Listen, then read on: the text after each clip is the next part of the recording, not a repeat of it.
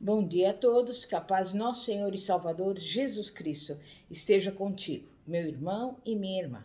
A mensagem de hoje tem como tema Dominando a Tentação. E nós vamos abrir a palavra de Deus na carta de 1 Coríntios, capítulo 10, e eu vou ler do versículo 12 ao 14, que diz assim: Aquele, pois, que pensa estar em pé, olhe e não caia. Não vos sobreveio nenhuma tentação, senão humana, mas fiel é Deus, o qual não deixará que sejais tentados acima do que podeis. Resistir, antes, com a tentação, dará também o meio de saída, para que a possais suportar. Portanto, meus amados, fugi da idolatria. Até aí. Satanás sabe que é uma maneira simples de partir o coração de Deus.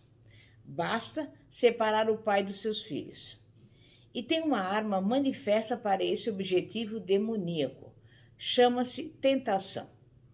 A cidade de Corinto era uma das cidades mais corrompidas do mundo no primeiro século. Os cristãos estavam começando as igrejas, mas essas eram compostas por pessoas que eram produto daquela cultura decadente. Seja qual for a situação que você está enfrentando, meu irmão e minha irmã, você não é o único a passar por isso. A tentação é coisa da humanidade. Temos apenas de confiar no poder de Deus. Alguns, como Sansão, foram consumidos. Outros, como Daniel, ficaram firmes. E Jesus? Ele também foi tentado. Hebreus 4,15 diz que não temos um sumo sacerdote que não possa compadecer-se das nossas fraquezas, mas sim alguém que, como nós, passou por todo tipo de tentação, porém sem pecado. A tentação não é pecado. O pecado vem quando cedemos a ela. É evidente que Deus permite a tentação em nossa vida por muitos motivos. Mas quando faz isso, temos a promessa de que Ele coloca um limite na intensidade da tentação. Ele conhece a nossa capacidade em cada área, sabe o que podemos suportar e conhece exatamente os limites da nossa resistência. Se pretendemos ceder, temos de reconhecer que é por vontade própria. A tentação nunca está além do nosso controle. 2 Coríntios 1, versículo 8 a 10. Então, quando você estiver enfrentando a tentação, permaneça firme. Saiba que Jesus Cristo já passou por isso, que seu Espírito está com você e que Deus é forte bastante para tirar você dessa situação. Com essas verdades em mente, você terá vitória sobre a tentação sempre. Vamos ver as armas para usar no campo de batalha contra a tentação. Primeiro lugar, reconheça a possibilidade de tentação. As pessoas acreditam que seu compromisso com Cristo, a espiritualidade, o conhecimento da palavra e a frequência à igreja as colocam acima da tentação. Não é verdade. Na batalha, a melhor arma do inimigo é a surpresa. Não deixe que o diabo te surpreenda. Lembra o seguinte texto: assim aquele que julga estar firme, cuide-se para que não caia. 1 Coríntios 10, 12. Em outras palavras, quando você relaxa os músculos e começa a se admirar no espelho, surge a melhor oportunidade para alguém puxar o seu tapete. Em segundo lugar, peça ajuda na hora da tentação. É importante porque 2 vezes no Novo Testamento, Jesus nos manda orar por causa da tentação. Primeiro, temos o Pai Nosso que, entre outras coisas, diz: E não nos deixeis cair em tentação, mas livra-nos do mal. Mateus 6,13. Depois, Mateus 26,41, Jesus nos diz: Vigiem e orem, para que não caiam em tentação. Vigiar e orar. A ideia é ficar alerta. Queremos que Deus nos ajude a enxergar as armadilhas que o inimigo usa e discernir a realidade espiritual e as suas consequências. Também devemos pedir a Deus que nos torne sensíveis à oportunidade de discernimento.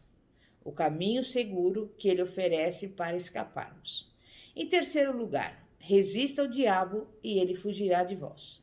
A Bíblia ordena que fiquemos firmes e resistamos. Em Tiago 4,7, há a promessa de que se resistirmos ao diabo, ele fugirá de nós. Em primeiro lugar, podemos tomar nas mãos a espada do Espírito, que é a palavra de Deus.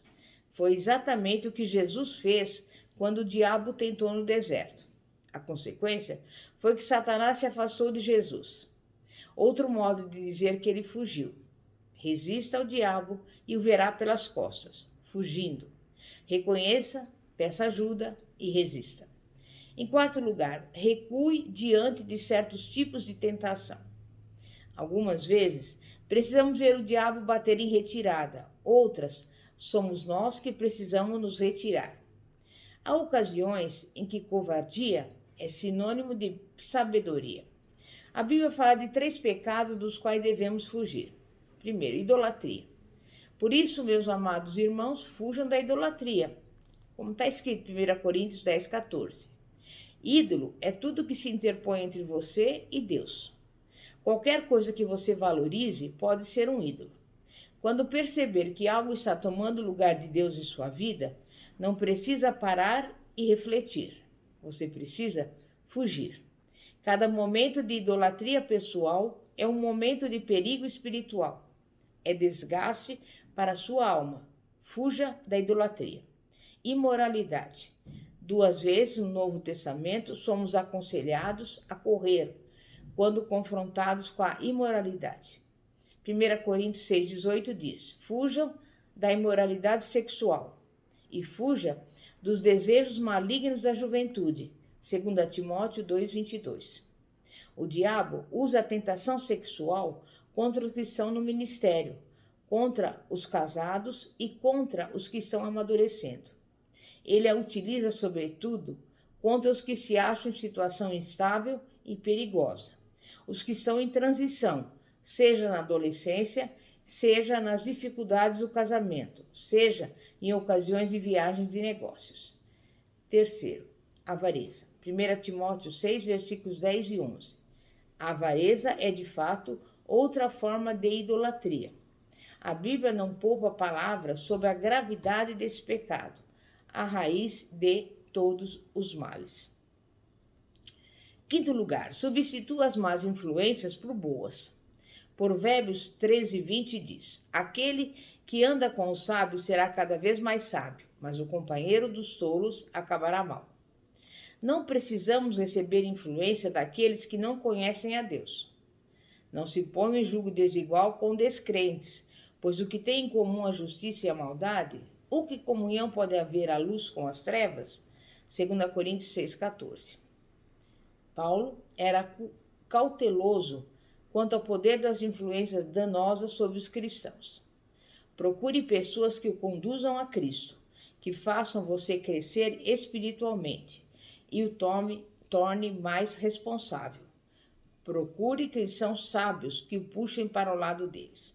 Sexto lugar, escolha trilhar o caminho alto. Muitas pessoas frequentam a igreja, leem a Bíblia, mas lhes falta algo. Não se entregaram a Deus por completo. Estão satisfeitas em seguir o caminho do meio e servir a Deus com compromisso parcial. Isso para elas é suficiente como garantia de ingresso no céu, sem exigências inconvenientes que interferem no seu dia a dia. Essas pessoas não imaginam que escolheram o caminho mais perigoso de todos. Vão descobrir quando surgirem as provas. O caminho da fé morna não é uma estrada, mas uma floresta no meio dos outros 2 caminhos. Quando chega um momento de grandes decisões, a fé é bastante para alisar convicção, mas não o suficiente para conservarem a coragem. A consequência é uma alma miserável. Paulo afirma que o homem interior renova-se a cada dia. Quando nos entregamos completamente a Deus, somos a resposta interior para a pressão exterior. Portanto, edifica o homem interior, a mulher interior. Deixe Cristo lhe renovar o coração e a mente. Cultive a comunhão diária com o Espírito Santo. Leia a Bíblia. Fortaleça no Senhor para que a sua pressão interna suporte a pressão externa. E por conseguinte, quando deparar com a tentação, você a anulará. Poderá ir até as profundezas da vida com a leveza do ser. Deus lhe deu tudo o que você precisa. Em Filipenses 4:13 está escrito: posso todas as coisas naquele que me fortalece. Isso significa Cristo em você, o poder para enfrentar as maiores profundezas e a pressão mais intensa, sua força que aniquila a pressão do mundo. Louvado seja Deus por isso.